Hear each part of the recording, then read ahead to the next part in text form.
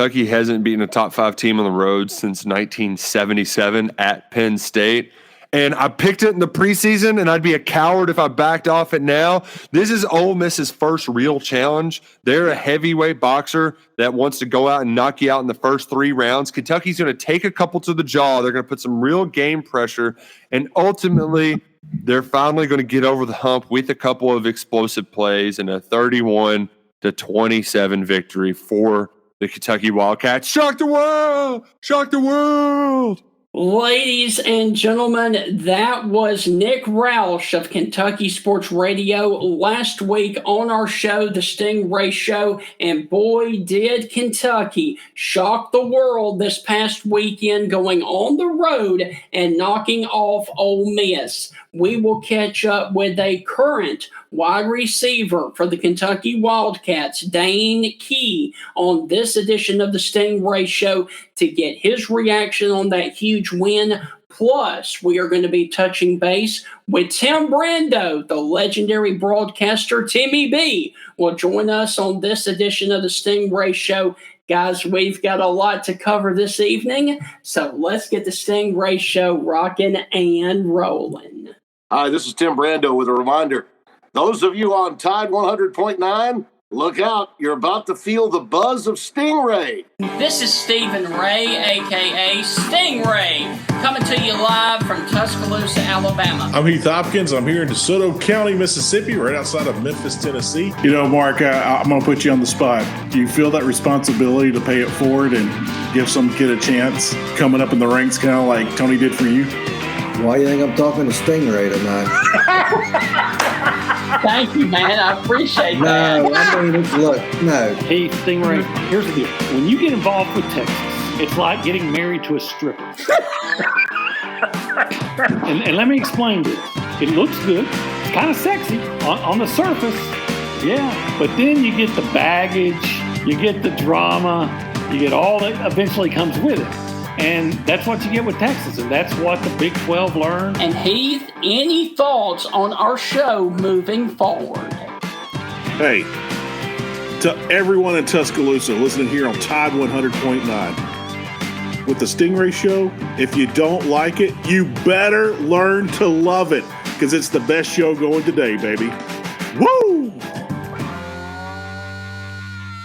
And ladies and gentlemen, with all of that, we want to welcome you inside another edition of the Stingray Show. Hope all is well with you on this new week of shows for the Stingray Show. We had a little bit of technical issues last night, which prevented us from doing a show yesterday. And so that is the reason that we ultimately had to play the Tony Barnhart interview again last night. We do apologize for that, but hey, Heath, we are here and we have new stuff to bring to you this evening, including the first ever current player that we interviewed right here on the Stingray Show.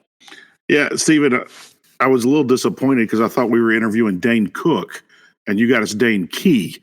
I thought we were interviewing the comedian Dane Cook. No, I'm joking. Looking forward to talking to Dane Key. We've had plenty of former players on this show and coaches, and even current coaches. Coach Stoops joined us. Shane Beamer's joined us. We've had coaches' wives join us, but we've never had a current player join us, and we're going to do that today. And looking forward to what Dane has to say. I hope he opens up and talks about, all the fun of, what happened on the sideline, and going into the locker room and the bus ride and the flight back and what it was like on campus. I hope he tells some of those stories. All right. So, Heath, the reason that we are interviewing a current Kentucky player is because they went in to Oxford Saturday morning and knocked off Ole Miss. And Heath, I'll be honest with you, that was a disastrous loss for Lane Kiffin and Ole Miss moving forward with LSU and Georgia still on their schedule. Oh, and guess what?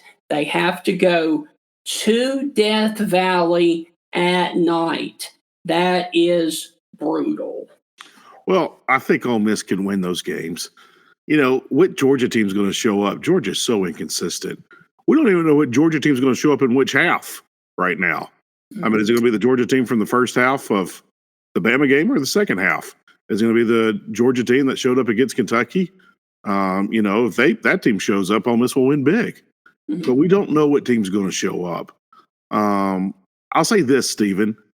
I was talking to a retired high school official on Friday, and we were catching up. We were getting ready to cover a high school game. I was getting ready to do play-by-play. He said, "What games are you going to watch tomorrow?" And I said, "Oh, I plan on watching this, this, and this, and this." And, and he looked at me, and I didn't mention Ole Miss and Kentucky. And he said, "Ole Miss is going to lose tomorrow." He said, "They ain't played nobody." And he said, "They keep talking about that defense is strong." He goes, "I don't see it." Now, this guy used to coach high school football. He refereed. He knows more football than I do. And I just kind of laughed like, yeah, okay, whatever. He was right. I don't know what he saw, but some people have been seeing it, Stephen. And I still think Ole Miss is a great team. I still think Ole Miss can make the playoff. I think Ole Miss will make the playoff. But you know what? They lose one more, it's over. It is completely over. Let me just go ahead and say this. Lane Kiffin, as a head coach, is 2-2 against LSU at Ole Miss. He is 0-4 against Alabama. Here's a glaring stat, Heath. 2-7 now against AP top 10 teams, and those two wins were against number 7 Indiana in the bowl game in 2020 and number 7 Kentucky in 2022, but Kentucky finished that year at 7-6. His overall record through 150 games of coaching overall is 100 wins, 50 losses. Well, that's still not bad, Stephen. I mean, you got to think of some of the jobs he's had too. I mean, he took over a program that Phil Fulmer had run in the dirt extremely hard at Tennessee. I mean, there's a reason why Phil Fulmer was fired. Phil Fulmer had some losing seasons before Kiffin even got there. And there was a culture problem as well. So, Phil Fulmer had a great run at Tennessee, but at those last few years, it was a joke, man. It was a joke. What was he at? Florida International or Florida Atlantic or Florida whatever. It had multiple names in that school. Where was he before Ole Miss? Florida Atlantic. Florida Atlantic. There you go. He's there at Florida Atlantic. No one wins at Florida Atlantic. That was one of the worst teams in college football the year before.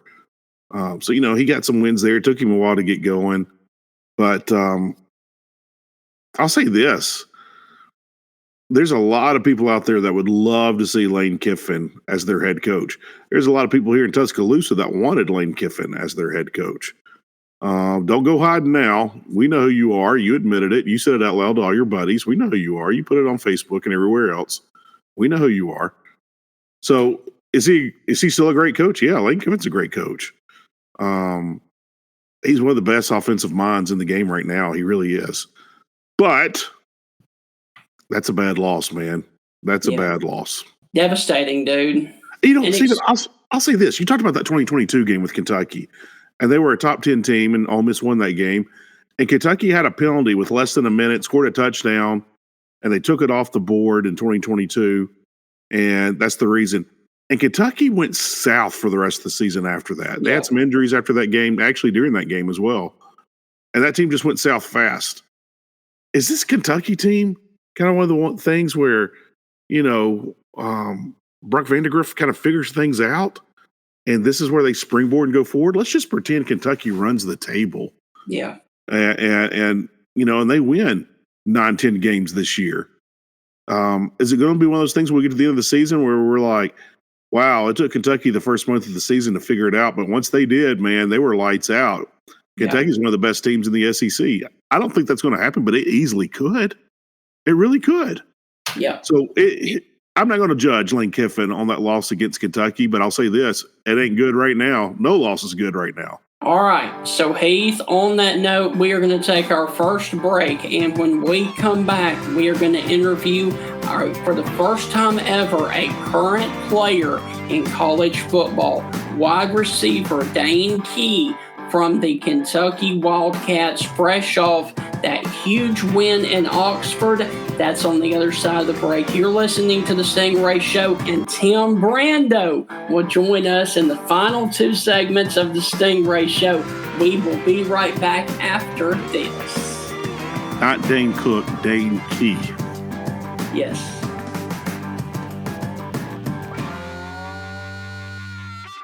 Attention, deer hunters and gardeners. Fall is here, and it's time to gear up with everything you need from the Tuscaloosa Farmers Co-op. We've got you covered with top quality feeds, deer plot products, deer attractants, shooting houses, and moultrie feeders.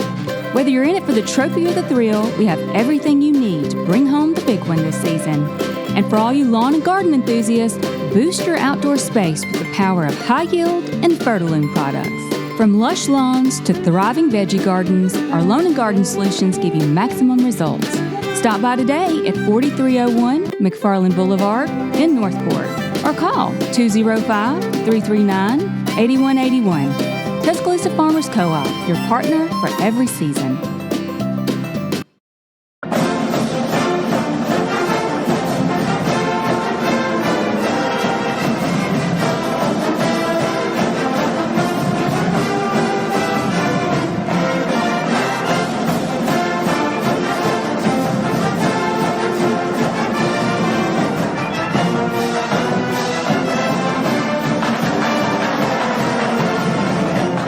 Welcome back inside the Stingray Show. Hope all is well with you. And now we are about to do something that we've not done before, but we are super excited to do it. We are about to interview a current player who plays wide receiver for the University of Kentucky. And on Saturday in Oxford, Mississippi, he had 8 catches for 105 yards and a big touchdown to give Kentucky the lead in the second quarter. Ladies and gentlemen, please help us welcome to the Stingray Show, Kentucky wide receiver Dane Key. Dane, how are things in Lexington after that huge upset win over Ole Miss?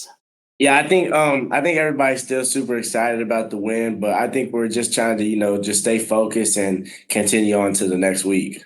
Yes. Dane, what was it like on the sideline after that huge catch going up the middle? Because you're still down, you're about to punch it in, but what was the vibe like on that 4th and long, and you just threw up that Hail Mary up the sideline? What was the vibe like in the huddle and on the sideline? Well, I knew going into the play, there was really either 2 reads, and then the go ball he threw. It was kind of just really surprising because we've never thrown that ball before at practice at all. So I'm just, once I see the ball go up in there, like I kind of, if you go back and look at it, you can kind of see me do like a little hop, and you can kind of see me like do a little jump and like just hoping my teammate Barryon goes and makes the play. And then when he did, I'd like just try to sprint to him as fast as I could just to beat him up a little bit because I was super excited. Now, let me ask you, right before the snap, when y'all got the play call, were y'all kind of looking at each other like, is Coach really calling this? Because you just said it. Y'all never really done that before, not even in practice. Yeah, so everybody, I think when we called the play, everybody was just locked in on their assignment, ready to get to work because I just knew like – the ball could go to anybody, like the ball could find anybody. So I was just trying to make sure everybody was just ready to, if the ball did come to them, that we got to make a play right here. And then Barryon did that. So that's what had me so excited.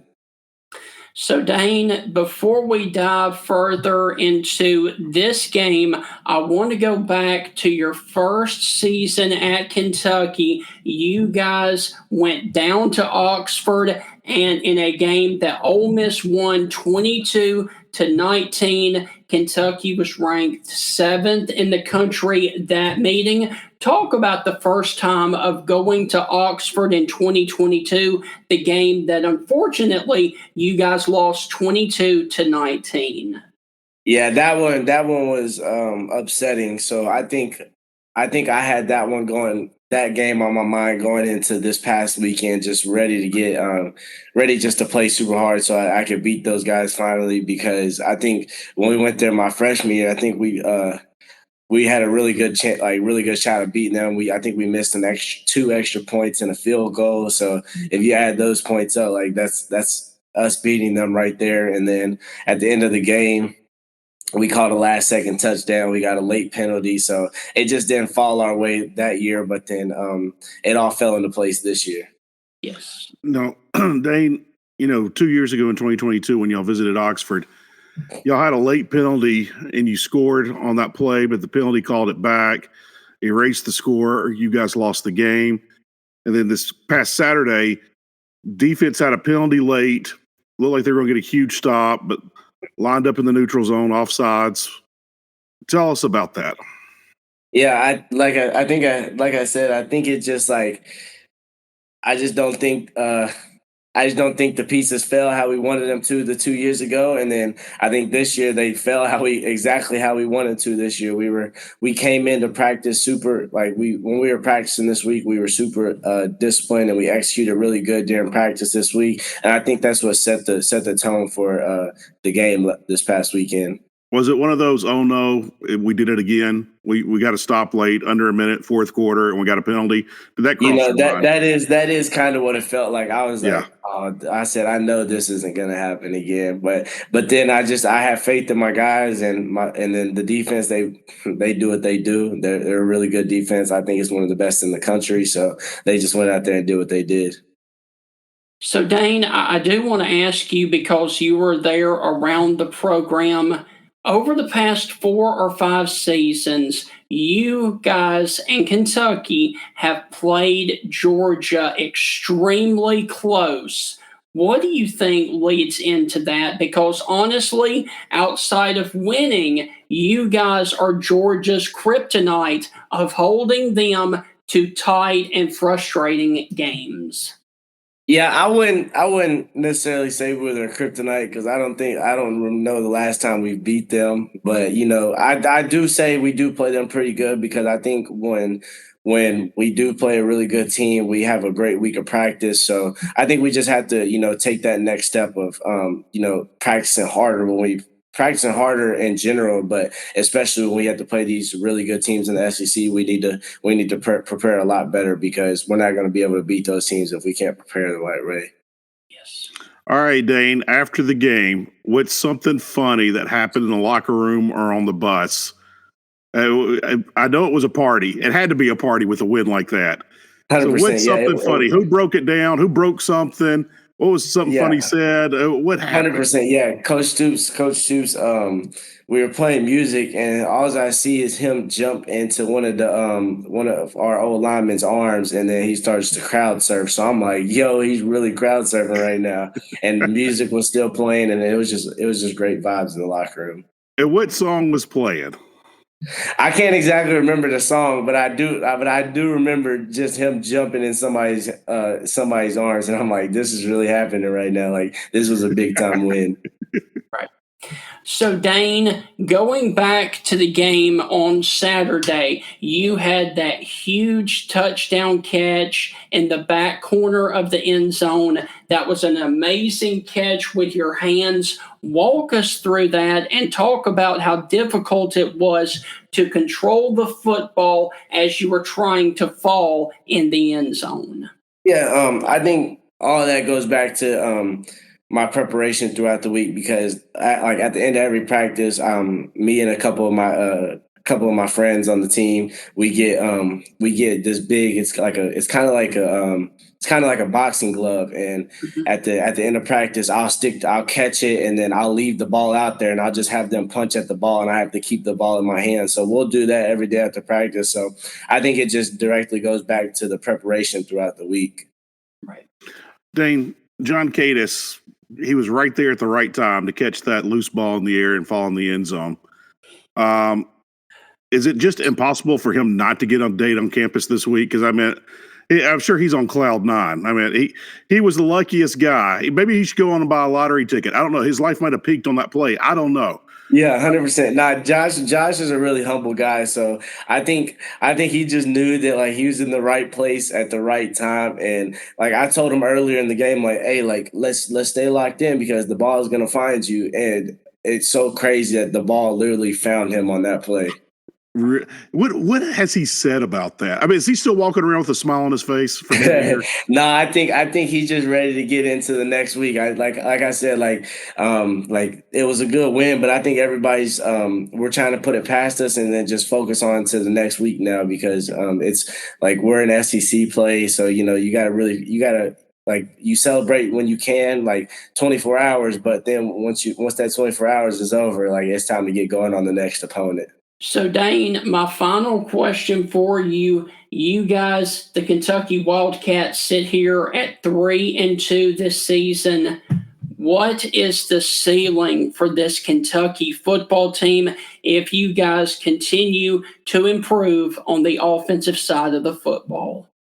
I just think we have to go into each week preparing 1 week at a time and just think of it as, this is a new opportunity. So I think we just have to keep in our minds like 1-0 each and every week. So if we keep that mentality and focus on the team that's ahead of us and just worry about going 1-0 each and every week, then I think we'll have a pretty good team by the end of the year.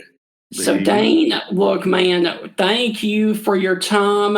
We will let you get to class because we know that you're trying to get an education as well. Oh, yeah.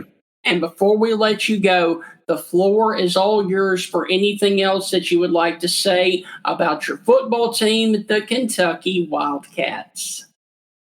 Just super excited about this football team, and I can't wait to keep showing what we can do each and every week. Awesome. Hey, Dane, fun question.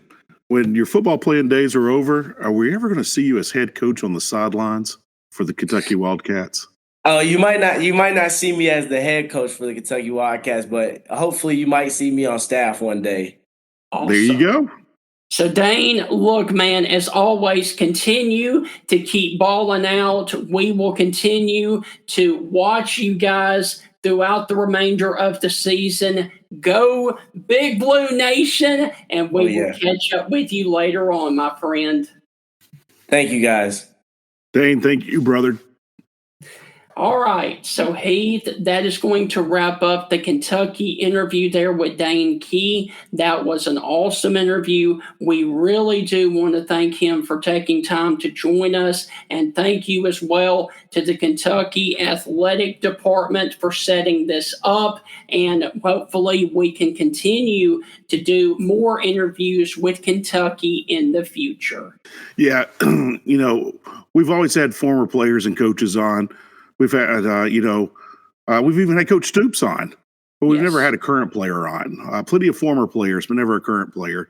And it's fun to see Dane. And yeah, we recorded that earlier in the day, everybody. We did.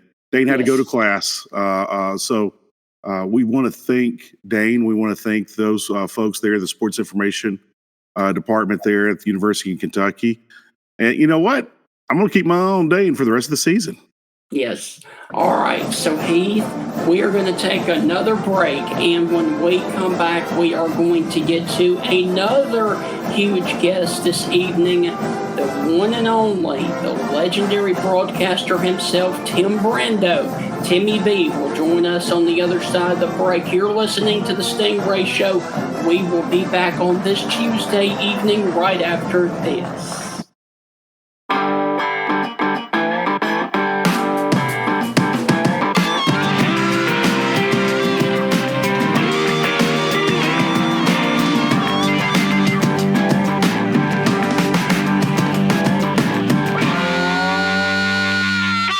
Guys, let me enlighten you on the Taco Tuesdays at Mi Pueblito Bar and Grill in Foster's, Alabama. Tacos on Tuesday evenings for only $1, dine-in only. You can't beat that deal anywhere else in Tuscaloosa. Mi Pueblito Bar and Grill is located in Foster's, Alabama, just a short drive from Tuscaloosa, and they have Margarita Wednesdays, which they have amazing deals on margaritas. Once again, that is Mi Pueblito Bar and Grill located in Foster's, Alabama. Go down there today for some margaritas on Wednesdays and Taco Tuesdays for only $1 every Tuesday. Welcome back inside the Stingray Show, and now we are about to get to our very special guest this evening, none other than the guy who coined the phrase, "The iron is unkind," and how do you do? Ladies and gentlemen, please help us welcome back to the Stingray Show, the one and only, the legendary Mr. Timmy B, Tim Brando. Timmy B, how are things going with you at Chateau Brando? Couldn't be better, Stephen. And I actually have 3 more days. 3 more days here without having to leave. And that's been rare for me with these Friday games during the week and having to adjust and adapt when Fox called me in to do an NFL game, which was a week ago Sunday. I was gone for 5 days and home for 2. So, Terry wasn't real happy. My Miss Terry was not really happy with me, but she's okay. She's a trooper. And now she's stuck with me until Thursday morning. So I'm going to do a Saturday game this week. Devin and I are not going to be doing the Oregon-Michigan State game after doing the first 3 of those Friday night package games. Jason Benetti and Brock Hewitt are going to have that game out in Eugene. We're going to be following a team that's undefeated that you guys probably haven't heard that much about in Alabama on Saturday, but they are creeping in there, and I think they could be. As a matter of fact, my old partner, Spencer Tillman, had them last week, and he got off the phone with me a short time ago, and he said, "Tim, remember what I said after that game last year when Washington played Stanford out on the farm and didn't look really good but won the game?" And I said, "Yeah." He said, "I feel the same way about Iowa State." Yeah. And I said, "Really?" He said, "Absolutely. They're back. They've got Rocco Beck, who's the son of a coach and the son of a former tight end at West Virginia that many people might remember. He's actually currently coaching in the UFL for you Stallions fans out there. But he's a hell of a quarterback, and they got a tremendous running back, Abu Samu, who's just a tremendous talent, a little bit like the Monungai kid from Rutgers that we saw last Friday.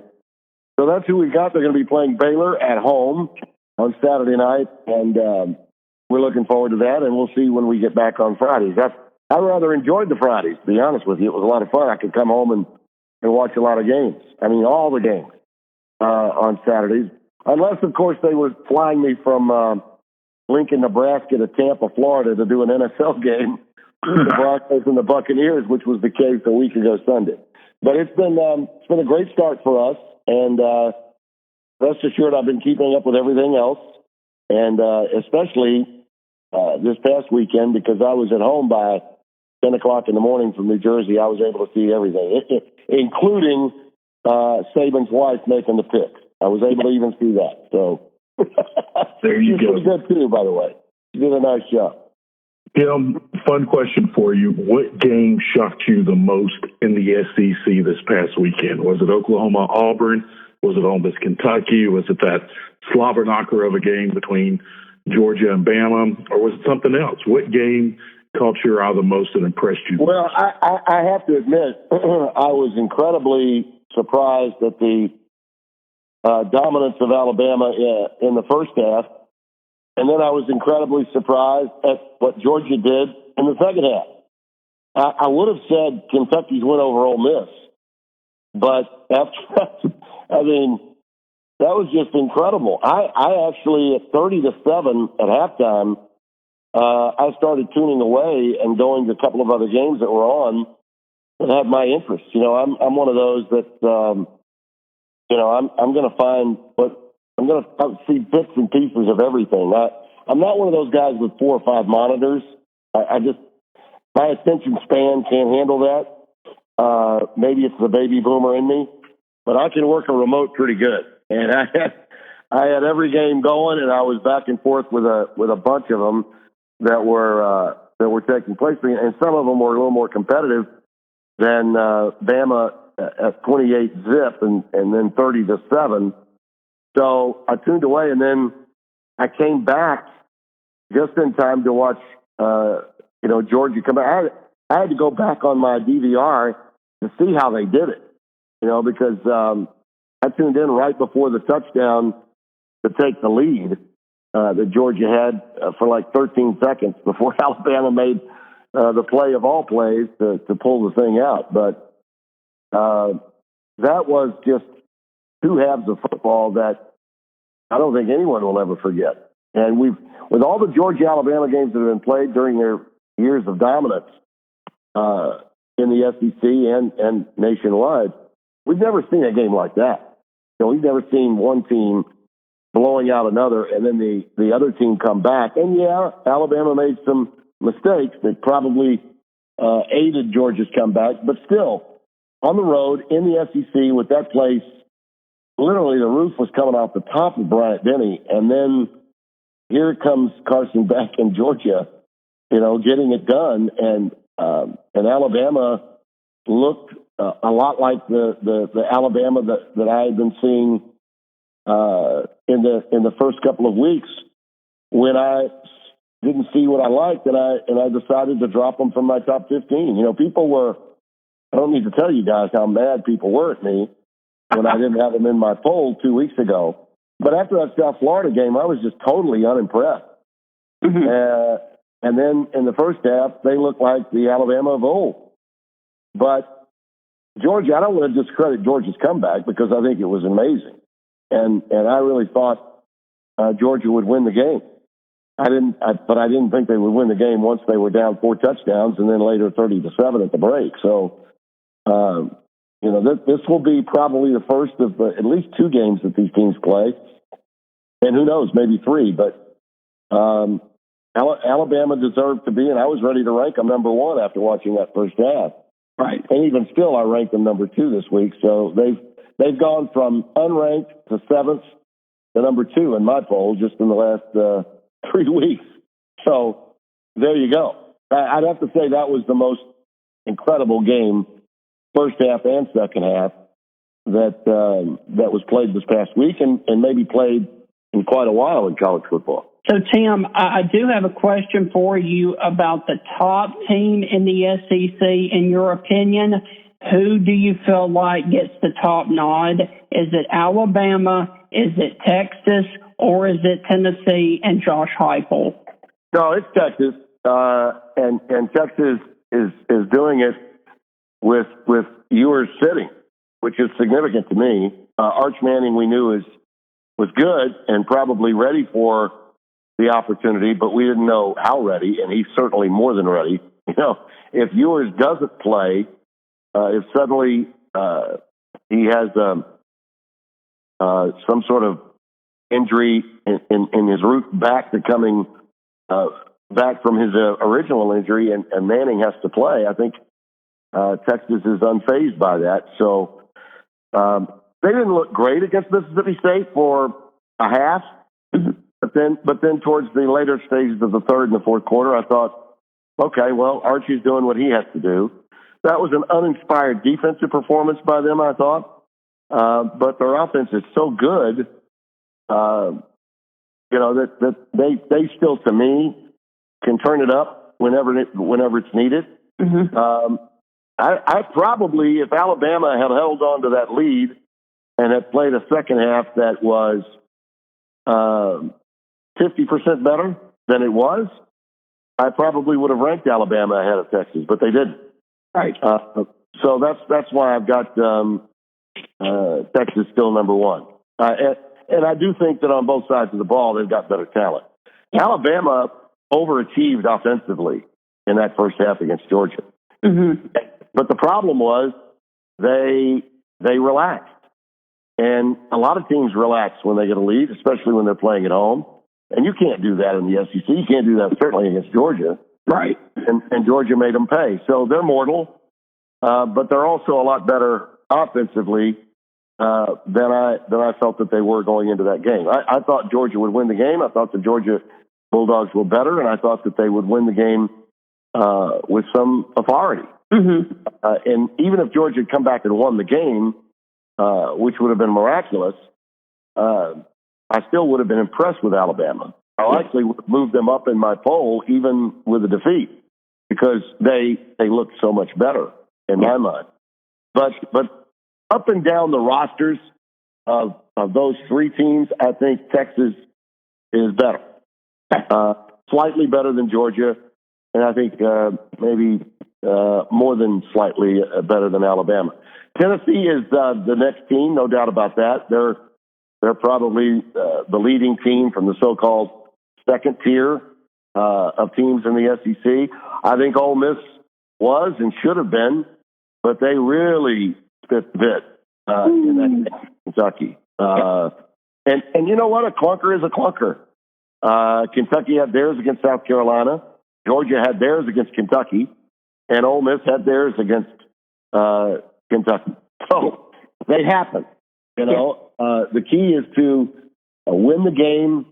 If you're having a clunker, finding a way to do it.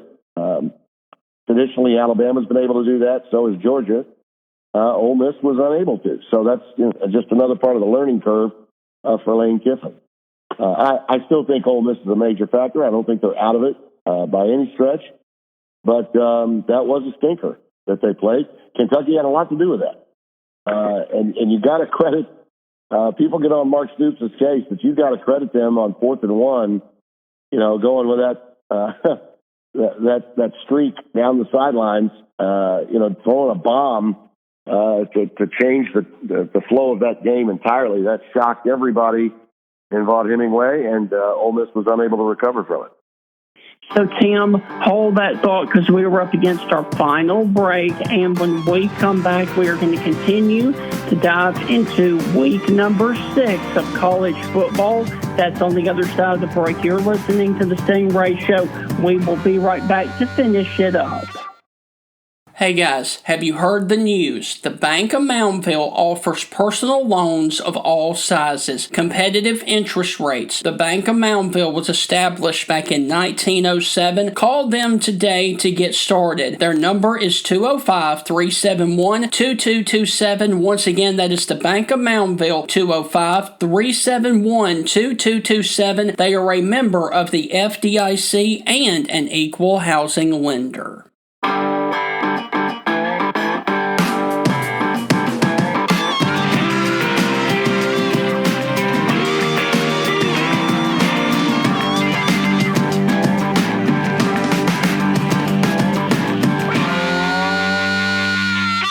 Welcome back. Instead of our final segment right here on the Stingray Show, our guest this evening is Tim Brando, a.k.a. Timmy B. And, Tim, I do want to ask you about the situation in Gainesville, Florida. Are you in favor of Billy Napier getting the boot after this season, or does he deserve to come back for 2025?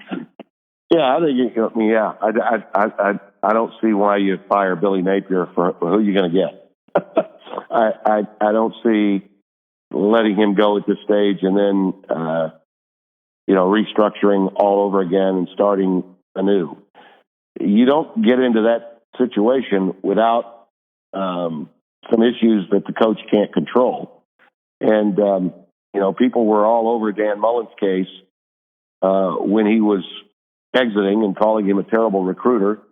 And last I recall, Dan was not in as bad a situation as Napier's in, right? So, and he had some options, so he left. I think the reality is that's a very, very difficult job right now, and their fans don't understand that. And when you've got an unrealistic fan base, that's really a problem. And it's a base that's as toxic as one of those that's been on top for years and years and years. And the truth is, Florida has not been on top now for quite a few years. Okay, and when you look back at the way Urban Meyer did it, and you can go back and rehash it all you like, did he take some liberties with some of the guys he brought in? Sure, he did. But did he get that program where that fan base demanded it be? Yeah. Maybe at a price, but he got it there. And Now, when you're trying to do it the way Billy is, it's a slower roll, towards success, and their fans can't handle that. Plus, he's dealing with a Georgia program now that has surpassed Alabama, in my view, as the program of the future in college football. Now, Alabama's dominance over Georgia is something we cannot ignore, and I know I've upset a few people by even saying this, but the truth is Kirby's getting better players, more highly thought of players out of the high school ranks, more 5 stars than Bama is, and that's going to hurt Florida more than anybody, because those two in the border war and going back through time when Vince Dooley dominated Florida and when Steve Spurrier dominated Georgia. One team between those two was dominating the other from a recruiting standpoint. And now Georgia's not just dominating Florida, they're dominating everybody. So the job is harder. And when you sign a guy for that kind of money, I think you got to understand that in the SEC, particularly now with the changes that have been made, with the realignment and the additional schools that have come in, like Texas and Oklahoma, it's not going to be as easy to pull off. We said back in the summer how horrible that schedule was. It's a horrible schedule. If you give Florida Missouri schedule, it might be a little different, but they don't have Missouri schedule. Missouri does. So that's a lot of it. I think Scott Strickland, were it up to him, and it's not, but if it were up to Scott Strickland, I think he would keep him. There's already talk about, if he's not going to get rid of him, we're going to get rid of Scott too. So it's likely to happen, but I don't think it should. And whoever they bring in will not be the savior that they deem they're going to get. So, Tim, looking at the schedule of Week 6 in college football, which are some matchups that you've got your eye on for this weekend? Oh, you tell me. What should I be excited about? I'm gonna say I want to hear what games you're. Tell me what I should be excited about. I know what I'm enthused about, but I want to hear what you're excited about. Missouri at A&M. I'm interested to see if I'm interested to see if Missouri is for real or not, because the jury's still out for me. Well, it should be. After the performances against Vanderbilt in particular, but look, they've when you play that kind of schedule, and I think that's one of the things that hurt Ole Miss in that game, Stephen, with Kentucky, was that they had really not played anybody that was nearly as good as Kentucky had played. Kentucky had a bad game, a really bad game with South Carolina. Then they play a great game against Georgia, and so they had been tested. They had been in difficult situations. That decision to punt that Stoops made late in the game, you knew he was not going to get the ball back, but he still made it. The punt against Georgia. He heard about it. And you know what? He learned from it, profited from it. Now he's got the ball deep in his own territory. It's 4th down. Game's on the line. I want to say we had 6.5 minutes left in the game, and he went for it. He put the game on the line that deep in his own territory. Very uncharacteristic of a defensive coach like Mark Stoops. But he made it. He had confidence in his players. Players made the play. And Ole Miss could not recover from it, physically or mentally. And so you got to give them credit. But Ole Miss had been on cruise control and gotten by, just like Missouri has been on cruise control. Now, Ole Miss had not been challenged quite the way Missouri had. I mean, they almost lost a game or two. Yeah. And they still managed to win. But I do think in Cook and in Burton, we're talking about two of the best players, and I don't know that A&M is going to be able to deal with that. Plus, A&M has been a program that's not been able to sustain success or handle a full cup of coffee whenever they've had a big win. And that Arkansas game in Dallas is always a big game for them at a neutral site. I'm kind of sorry to see that game going away. I sort of liked it. Jerry Jones is special there, but that's one that comes to my mind. So, Tim, in parting, I do want to ask you, give us a couple of coaches that you feel like nationally are going to be looking for other jobs because they are going to be fired either during the season or at season's end. Well, you know what? I'm not going to do that, but I will give you one that I think will happen, okay? Okay. Remember that period when John Gruden was excommunicated from the NFL and every job that opened, John Gruden's name came up? Remember that? Yes. It happened all the time. Well, now it is going to happen. John Gruden is going to coach in college football. Now, where he's going to coach, I have no idea. But some athletic director is going to say, you know what, John, you want to coach? NFL doesn't want you? Guess what? We do. And I think he's going to come back and coach. He's out there scouting it now. And I don't know if you guys caught any of his conversation with Dan Patrick maybe a week or so ago, but he had that wry smile on his face, and he was dodging Dan's questions left and right because he knows he's going to do it. He knows he's going to coach, and I'm sure that there are some ADs and some presidents of universities that are already aware that he wants to, and that they've already got their eyes on him. Where that'll be, I have no idea, but chances are it will be in the SEC. Wow. Chances are very good that it will be in the SEC. So, Tim, look, man, as always, thank you for taking time out of your schedule to join us. And if you would, go ahead once again and let all of our listeners know where they can listen to you this weekend covering college football. Well, don't be shocked when you turn on Friday night. We're not there. We knew we weren't going to do all the Friday night games. We had a blast doing the first three. I mean, the Arizona K-State game was what we thought it would be. The Nebraska game with Illinois was off the charts and we were so excited about that. You don't mind my blowing our own horn a little bit. We were the third highest rated game in the country that week. And topped out at 5 million viewers when we went into the overtime with Nebraska and Illinois. And it's a great environment. And by the way, I think Nebraska's back. And let me also say this. There's a game on FS1 at noon. Why it's not on network television, I have no idea. It's on FS1 at noon. Rutgers is playing at Nebraska. Okay, that's going to be an incredible game. Both are really, really good. Each have only one loss, and each believe that they're going to have breakthrough seasons this year.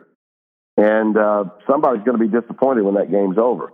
But Devin and I will be at Iowa State for the matchup between Baylor and the Cyclones. And Iowa State is looking to stay undefeated and continue to slowly matriculate up the polls and hopes that they can make the college football playoff and maybe be a part of the Big 12 championship game at the end of the year. So they have to be concerned about Baylor because Baylor came back from a big deficit, probably should have beaten BYU and didn't. You know, along with BYU, the other team in the Big 12 that is just dynamite is Iowa State right now. So those are teams that you really have to keep an eye on. Utah went down last week too, so that league is nuts. It's crazy, and it's going to be wild. And so, you know, if you take a little sigh of relief when you're playing at home after, you know, a shutout win on the road at Houston, you know, Iowa State could be in trouble with Baylor because, you know, Baylor's good, and but their record doesn't indicate that. So we'll see. That's the game that we have in prime time. We'll be on, I think, 6:30, 6:45, right in that neighborhood on Big Fox on Saturday night. Well, Tim, look, man, thank you as always. Enjoy covering college football, and we will definitely catch up with you when your schedule permits, okay? You got it. Thank you, Stephen. All the best to you and Heath, and we'll see you again soon, I'm sure. Okay, thank you, man. You bet. Bye-bye. Okay. Bye. So, ladies and gentlemen, that is a wrap on the Stingray Show for this evening. We really do want to thank Tim Brando and wide receiver from Kentucky, Dane Key, for joining us when we come back on the Wednesday evening edition of the Stingray Show. Immediately following Hey Coach, we are going to dive into a big Week 6 matchup between the Missouri Tigers and the Texas A&M Aggies, as we're going to be joined by the Missouri beat writer and then Olin Buchanan from Texags. That's on the Wednesday evening edition of the Stingray Show. Guys, have a wonderful hump day out there, and we will catch you tomorrow night at 7:30, immediately after Hey Coach with Kellen DeBoer goes off the air. Tune in to the Stingray Show as we're going to do a deep dive into Missouri versus A&M. We will see you then.